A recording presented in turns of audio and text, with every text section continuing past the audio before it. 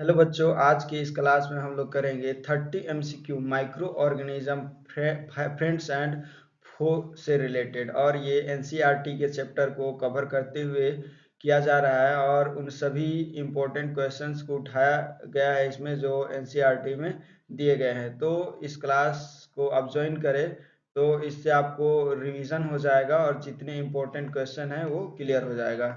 तो शुरू करते हैं। पहला क्वेश्चन है, which micro organism is used in the preparation of alcohol. Alcohol का प्रिपरेशन के लिए यहाँ पर ए लैक्टोबैसिलस, यीस्ट, राइजोबियम या एल्गी, इनमें से किसका यूज होता है? तो आपको सही आंसर देना है। तो यहाँ पर इस पिक्चर को आप देख सकते हो कि यहाँ पर यीस्ट और शुगर को मिक्स किया गया है, ठीक है। तो ये अल्कोहल क्रिएट हो रहा है, ठीक है। तो ये शुगर को यीस्ट अल्कोहल के रूप में टर्न कर दिया और यहाँ पर कार्बन डाइऑक्साइड और हीट रिलीज हो रहा है। तो यहाँ पर सही आंसर कौन होगा? तो यहाँ पर बी यीस्ट होगा। नेक्स्ट क्वेश्चन देखते हैं। नेक्स्ट है, which micro organism cause malaria. Malaria के लिए बैक्टीरिया, वायरस, प्रोटोजोआ या फंगई, ये चारों में से कौन कारक है? तो यहाँ पर देखिए, यहाँ पर जो मलेरिया है ये एक इसमें सिंगल सेल पैरासाइट होता है जो स्प्रेड होता है किसके द्वारा? मॉस्क्यूटो के द्वारा। और ये कैसे? किसी को अगर मलेरिया पहले से है और वो काट दे किसी को, और कोई हेल्दी पर्सन्स को वो काटे, तो ब्लड के माध्यम से उसे भी मलेरिया हो जाता है। तो यहाँ पर मलेरिया एक खतरनाक बीमारी है, तो कभी कभी मलेरिया को अगर ध्यान में नहीं रखा जाए तो डेथ तक हो सकता है, इसे बताया जा रहा है, ठीक है। तो ये सीधा लीवर का जो सेल है उसे और आरबीसी सेल्स को इम्पैक्ट पहुंचाता है ये मलेरिया, ठीक है। यहाँ पर अगर देखें चारों में से कौन सा आंसर सही होगा, बैक्टीरिया, वायरस, प्रोटोजोआ या फंगई, तो ये हो जाएगा आंसर प्रोटोजोआ। नेक्स्ट क्वेश्चन देखते हैं। The process of conversion of sugar into alcohol is known as. ये क्या कहलाता है? ये प्रोसेस शुगर से अल्कोहल में कंजर्व होता है, कन्वर्जन होता है, ये क्या कहलाता है? फर्मेंटेशन, फिक्सेशन, रेस्पिरेशन या प्रिजर्वेशन। तो यहाँ पर देखें कि शुगर में अगर यीस्ट को मिलाया जाता है, पिछला क्वेश्चन में जैसा कि देखे थे हम लोग, तो इसमें ऑक्सीजन ऑक्सीजन का तो अवश्य ये लेस ऑफ ऑक्सीजन, मतलब इसमें ऑक्सीजन का प्रेजेंट नहीं होता है, जिसके कारण से कार्बन डाइऑक्साइड और एल्कोहल प्रोड्यूस होता है, ठीक है। तो ये प्रोसेस क्या कहलाता है?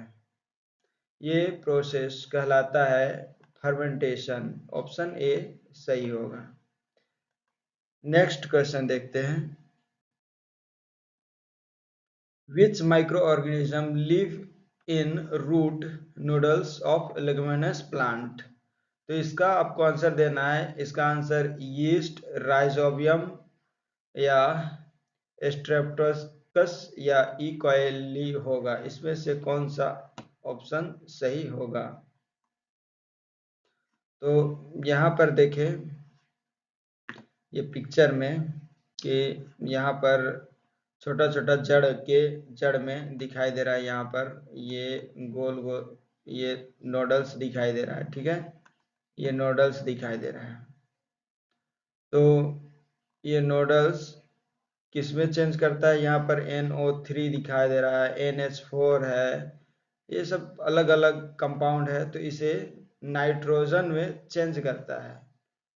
तो ये कौन सा ऑर्गेनिज्म है जो इसे नाइट्रोजन में चेंज करता है? तो ये होगा राइजोबियम। तो आंसर बी हो जाएगा। नेक्स्ट है, विच of the following is not caused by bacteria. Tuberculosis, chlorella, typhoid, chicken pox. चारों में से कौन होगा जो बैक्टीरिया के कारण नहीं होता है?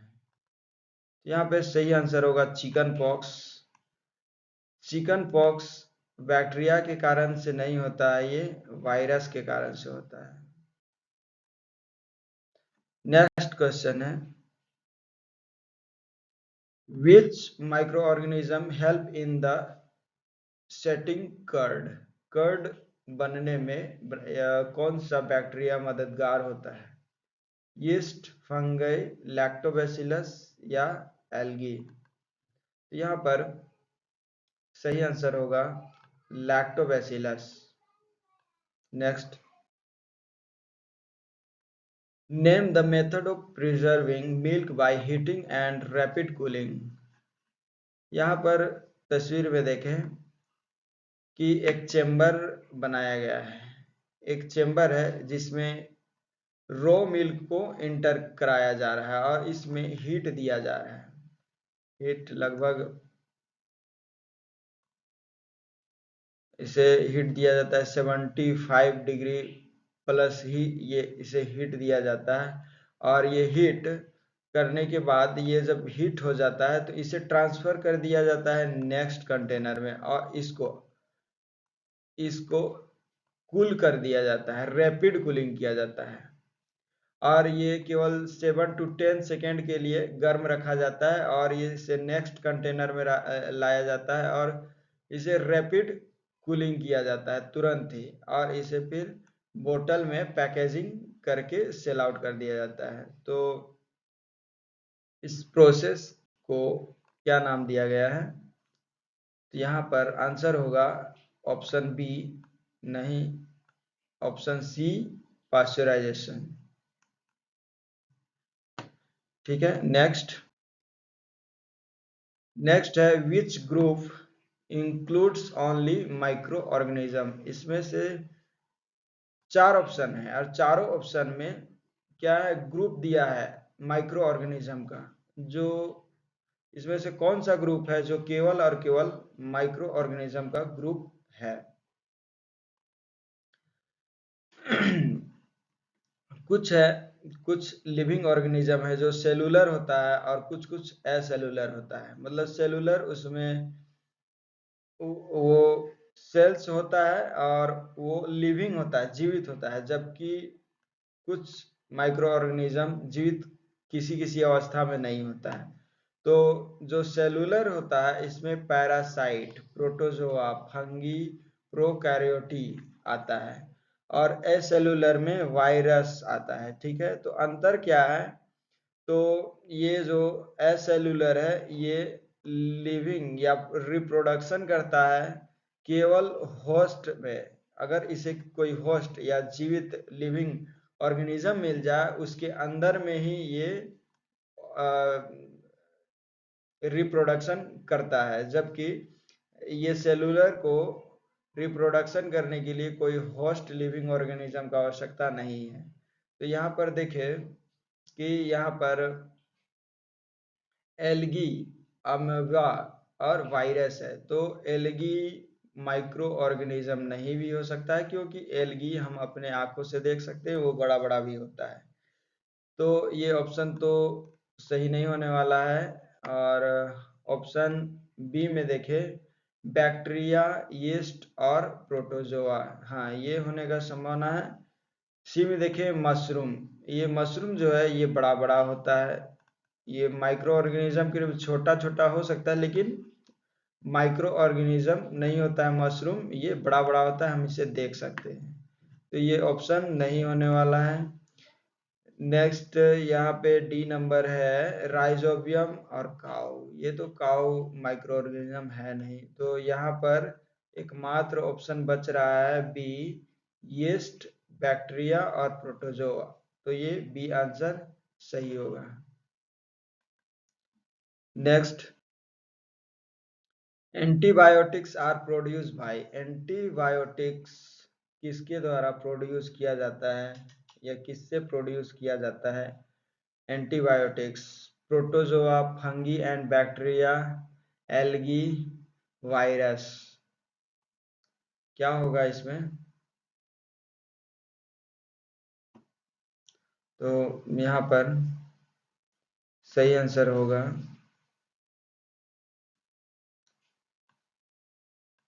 Fungi and bacteria.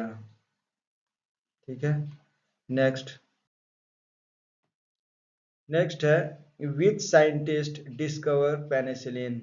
कौन साइंटिस्ट या किसने पेनिसिलिन का खोज किया? Louis Pasteur, Edward Jenner, Alexander Fleming, Robert Koch. तो ये पेनिसिलिन है। पेनिसिलिन एक टैबलेट के रूप में ये यहाँ पर पिक्चर दिखाया गया है कि यहाँ पर जो टैबलेट दिख रहा है ये पेनिसिलिन का टैबलेट है। तो इसका खोज किसने किया था? यहाँ पर आंसर सी होगा, Alexander Fleming. Next, why should antibiotic not be taken unnecessarily. बिना आवश्यक या कम जरूरत या जब जरूरत नहीं हो उसके बावजूद अगर एंटीबायोटिक हम लोग ले लेते हैं तो इससे नहीं लेना चाहिए। इसका कारण क्या है? यहाँ पे 4 कारण दिया गया है। दे आर कॉस्टली, क्या वे कॉस्टली होते हैं? टेस्ट में बीटर होते हैं, या वे किल कर सकते हैं यूजफुल बैक्टीरिया को जिससे हमारा बॉडी का रेजिस्टेंस मतलब क्षमता, रोग प्रतिरोधक क्षमता कम हो सकता है, या ये आसानी से अवेलेबल नहीं होते हैं। तो इसमें से सही आंसर कौन होगा आपको बताना है। तो यहाँ पर सही आंसर सी होगा कि ये यूजफुल बैक्टीरिया को मार सकते हैं और हमारे रोग प्रतिरोधक क्षमता को कम कर सकते हैं। Next, what would happen if microbes did not decompose organic wastage? अगर ऑर्गेनिक वेस्टेज को डिकम्पोज नहीं करे माइक्रोब्स तो क्या होगा? Option A, B, C, D आप देख ले और सही जवाब दे। तो यहाँ पर option A, no crop would grow, कोई भी क्रॉप नहीं उगेगा। तो क्या ये सही है? हाँ, अगर ऑर्गेनिक अगर डिकम्पोज नहीं करे कोई ऑर्गेनिक वेस्ट तो सबसे पहले तो नाइट्रोजन भी नहीं बनेगा और मिट्टी उपजाऊ नहीं होगा, खाद नहीं बन पाएगा, बहुत सारा मैटर है जिसके कारण से कोई क्रॉप ग्रो नहीं हो पाएगा। तो ये तो ऑप्शन सही लग रहा है, B number, environment would remain clean. Environment साफ रहने से रह जाएगा, बिल्कुल सही। इन्वायरमेंट साफ नहीं रहेगा क्योंकि सड़ेगा ही नहीं। C number, dead organism would accumulate. तो यहाँ पर देख रहे हैं हम लोग तीनों का तीनों ही ऑप्शन सही होगा, तो इस तरह से यहाँ पर ऑल ऑफ द एबव होगा। Next, why is it not as advise to eat cut fruit sold in open. कटा हुआ फूड को या फ्रूट्स को बेचा जा रहा है ओपन में, खुले में रखकर, तो इसे हमें एडवाइस दिया जाता है कि नहीं खाना चाहिए। इसके पीछे का कारण क्या है? तो दे आर चिप, क्या वे सस्ते होते हैं इसलिए? दे कंटेंड लेस न्यूट्रिशन, वो बहुत कम न्यूट्रिशन होते हैं इसलिए। सस्ता तो पहली बात कोई कारण हो नहीं सकता है और उसमें न्यूट्रिशंस का कमी होगा नहीं क्योंकि वो फ्रूट से न्यूट्रिशन होना ही है।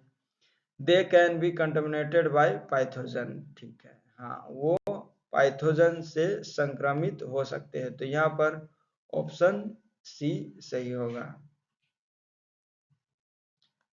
Next,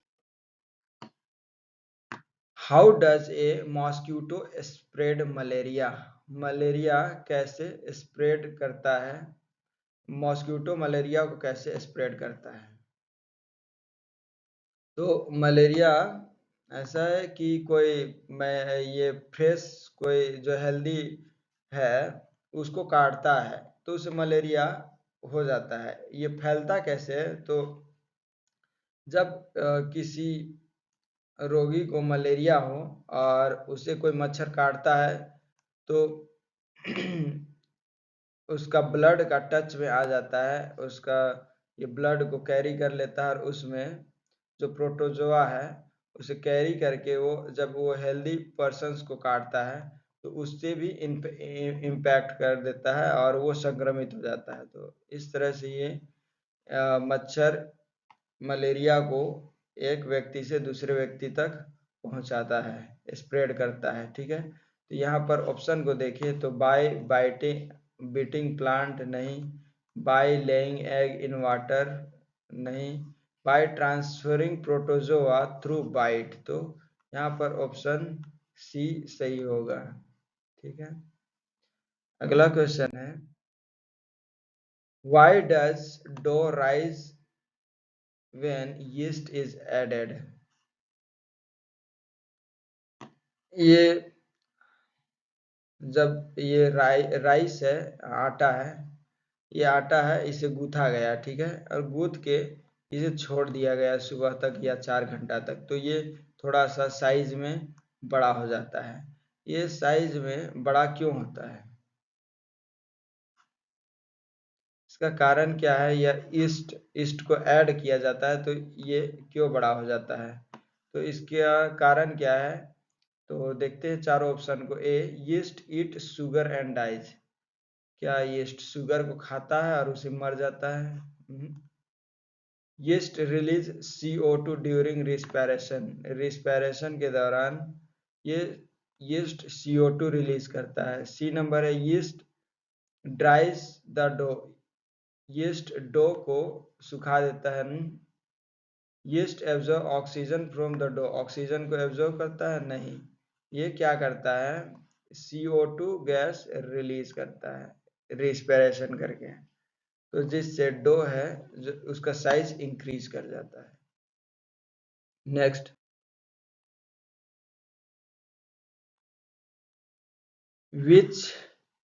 which is more effective against viral disease like flu.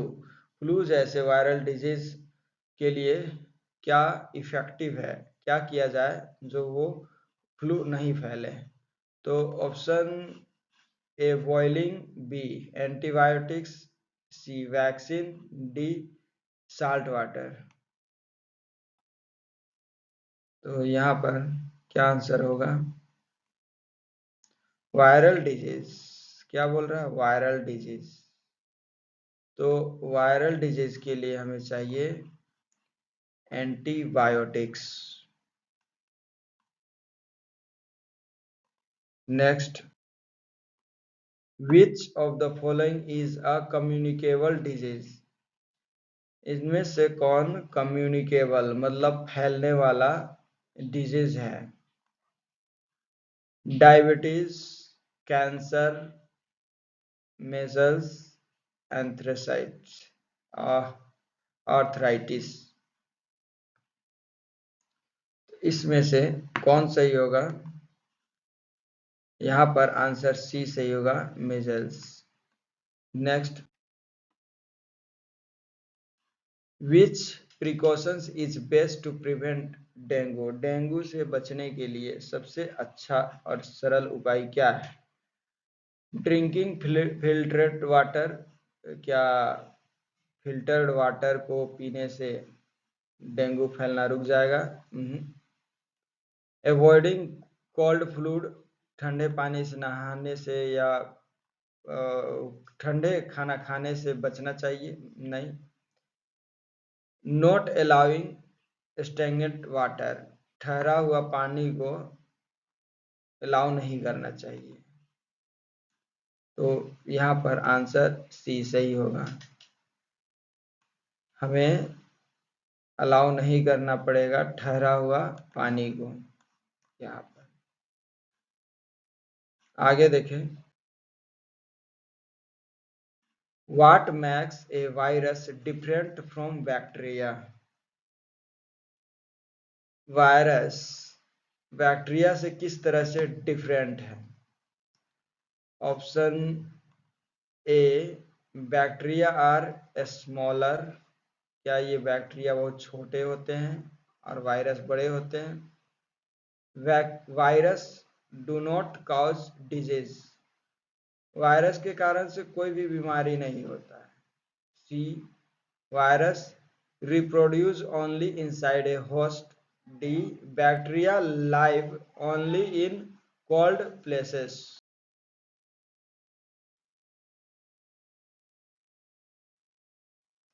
तो यहां पर देखें,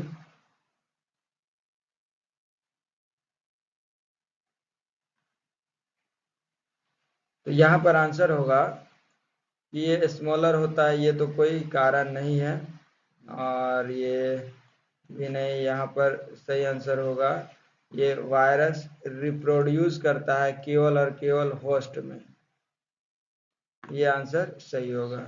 नेक्स्ट,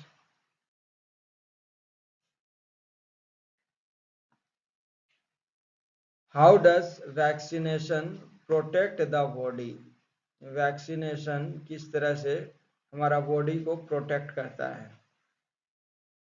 ये चार ऑप्शन है। बाय किलिंग हार्मफुल बैक्टीरिया, ये हार्मफुल बैक्टीरिया को किल करता है। By producing white blood cells, white blood cells का निर्माण करता है। बाय प्रोड्यूसिंग एंटीबायोटिक्स, एंटीबायोटिक्स का प्रोडक्शन करता है। By reducing body temperature, body temperature को रिड्यूस करता है। तो यहाँ पर आंसर होगा सी, बाय प्रोड्यूसिंग एंटीबायोटिक्स, एंटीबायोटिक्स को प्रोड्यूस करता है, क्योंकि एक vaccine blood cells, white blood cells को नहीं बना सकता है, ये एंटीबायोटिक रिलीज करता है। Next, 21, why does curd set faster in warm milk, गर्म दूध में या गर्म दूध जल्दी दही के रूप में तैयार हो जाता है, ऐसा क्यों? जबकि ठंडा दूध को दही बनने में टाइम लगता है और वो दूध खराब हो जाता है, एक्चुअली में दही बनता नहीं है और उसका टेस्ट भी अच्छा नहीं लगता है। तो इसका कारण क्या है? क्या milk evaporate faster, milk evaporate होता है faster. Bacteria grow better in warm, more water is present, curd mixes easily. तो यहाँ पर सही आंसर होगा bacteria grow better in warm, और जो गर्मी होता है उसमें या वार्म इन्वायरमेंट में बैक्टीरिया ज़्यादा अच्छे से ग्रो करता है। Next, your friend eat foods from the fridge after 4 days without reheating, he feels sick, why? आपका दोस्त बिना गर्म किए हुए 4 दिन से रखा हुआ खाना जो फ्रीज में है उसे खा लेता है, अब वो बीमार पड़ जाता है, आखिर ऐसा उसके साथ क्यों हुआ? क्या वो कोल्ड फूड खाने से उसका एसिडिटी बढ़ गया? क्या एसिडिटी के कारण हुआ? क्या फ्रीज न्यूट्रिशंस को रिड्यूस कर दिया? क्या फूड स्पॉइल्ड हो गया माइक्रोब्स के कारण, या फूड में फैट कंटेंट है? तो यहाँ पर ये स्पॉइल हो गया किसके कारण से? माइक्रोब्स के कारण से फूड स्पॉइल हो गया। नेक्स्ट,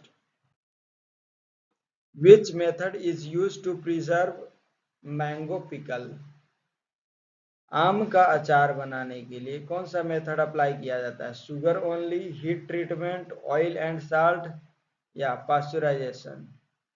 तो इसके लिए हमारे घर में बनता है और यहाँ पर ऑयल और साल्ट का यूज किया जाता है। Next, what can happen if polythene and plastic are thrown with vegetable wastage, vegetable से जो वेस्ट निकला है, वेजिटेबल का वेस्ट है, उसको प्लास्टिक में डालें और वैसे फेंक दें, अब होगा क्या? क्या सोइल और ज़्यादा फर्टाइल हो जाएगा? क्या पॉलीथीन डिकम्पोज कर जाएगा क्विकली? क्या वेजिटेबल मैटर डिकम्पोज होगा, केवल वेजिटेबल डिकम्पोज होगा, या माइक्रोब्स सब में बराबर काम करेगा। तो याद रखें, कभी भी प्लास्टिक डिकम्पोज नहीं कर सकता है, प्लास्टिक को डिकम्पोज एक माइक्रो ऑर्गेनिज्म नहीं कर सकता है। तो आंसर होगा सी नंबर, केवल और केवल वेजिटेबल मैटर जो है वो केवल डिकम्पोज होगा, बाद बाकी नहीं होगा। 25 है, if a child is not vaccinated for polio what could happen. अगर कोई बच्चा को वैक्सीनेटेड पोलियो से नहीं किया जाए तो उस बच्चा के साथ क्या होगा। Child will not grow tall, बच्चा लंबा नहीं बढ़ेगा। May get infected and become disable, वो इन्फेक्टेड होगा और डिसेबल हो जाएगा, या वो एलर्जिक बन जाएगा, या इसमें से कुछ नहीं होगा। तो उसका खतरा बना हुआ रहेगा कि मे बी वो इन्फेक्टेड हो जाए पोलियो से और वो डिसेबल्ड हो जाए, अपंग हो जाए। नेक्स्ट है, विच of the following best example of composting explain. कौन सा इसमें 4 ऑप्शन में से बेस्ट एक्सप्लेन करता है कंपोस्टिंग को। तो ये बर्निंग वेस्ट को बर्निंग करने से, या decomposing waste using microbes, packing waste in plastic, throw waste in river. इसमें से कौन होगा। क्या नदी में फेंक देने से वो कंपोस्टिंग हो जाएगा? नहीं, ये तो बहुत ये होगा नहीं। पैकिंग, प्लास्टिक में पैकिंग करने से, यहाँ पर आंसर बी होगा कि ये डिकम्पोज करेगा वेस्ट को माइक्रोब्स के द्वारा, तब वो कंपोस्ट तैयार हो जाएगा और इसे कंपोस्टिंग कहेंगे। नेक्स्ट है, what does sugar preserve food item. अच्छा, why does sugar preserve food item. Sugar food item को प्रिजर्व क्यों करता है। इट ऐड फ्लेवर, क्या ये फ्लेवर को ऐड करता है, या रिड्यूस करता है वाटर और माइक्रोबायल ग्रोथ को, या विटामिन प्रोड्यूस करता है, या रिएक्ट करता है माइक्रोब के साथ। तो यहाँ पर सही आंसर होगा B, it reduce water for microbial growth. जो माइक्रो ऑर्गेनिज्म है उसका ग्रोथ को शुगर रोक देता है। नेक्स्ट है, what is the role of rhizobium in plant. एक प्लांट में राइजोबियम का क्या रोल है। तो इसे हम लोगों ने पहले ही पढ़ चुका है, और ये क्या करता है, नाइट्रोजन का फिक्सेशन करता है। ठीक है। Next, why are air tight packets used for dry fruits. Dry fruits को पैकेट करने में एयर टाइट पैकेजिंग का इस्तेमाल किया जाता है। क्यों, इसका कारण क्या है। क्या डेकोरेशन के लिए, या प्रिवेंट ऑक्सीजन और माइक्रोब्स का प्रिवेंट के लिए, या स्मेल को प्रिवेंट करने के लिए, या उसे क्रिप्सी क्रुप क्रुप जब क्रम करता है वो क्रिप्सी बनाने के लिए। तो ऐसा कुछ नहीं है, यहाँ पर ये प्रिवेंट किया जाता ऑक्सीजन और माइक्रोब्स को फूड में जाने से रोकता है, इससे प्रिवेंट करने के लिए। और आज का ये लास्ट क्वेश्चन है 30 number, what is the aim of pulse polio campaign. ये इंडियन गवर्नमेंट के द्वारा चलाया गया है पल्स पोलियो कैंपेन। इसका एम क्या है, इसका उद्देश्य। इनकरेज एक्सरसाइज, क्या एक्सरसाइज को इनकरेज करने के लिए। पल्स पोलियो, प्रोवाइड एंटीबायोटिक्स, नहीं। Protect children with polio vaccine, yes. Polio vaccine के साथ बच्चे को प्रोटेक्ट करने के लिए, जिससे बच्चे को पोलियो ना हो और वो डिसेबल ना हो जाए। तो इस तरह से हम लोग का टोटल 30 MCQ क्लियर होता है, और इस चैप्टर में लगभग इतने सारे क्वेश्चंस है जो इम्पोर्टेंट है, और आशा करता हूँ कि आप में से अधिकांश का 25 प्लस स्कोरिंग हुआ होगा। तो इस एमसीक्यू सेशन को हम लोग एंड करते हैं। तो thank you for watching and keep exploring science. Okay, bye bye.